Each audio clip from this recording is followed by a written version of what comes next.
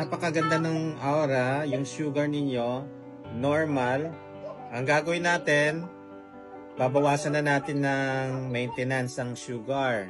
Okay, yung linagliptin plus metformin, gawin nyo ng once a day instead of twice, once a day. So, continue lang tayo. Ha? Namimiss yan yung pagkain na normal. Tingnan nyo, hindi na kayo namimiss ng gamot, nagbabawas na. Kaya nga, yun yung sinasabi namin sa kanya ni Jamie Doc. Kapit lang tayo kasi once na gumaganda ang sugar ninyo, kasing ganda ninyo, edi aalis ang maintenance, nagbabawas tayo. So, imagine mo yan, no?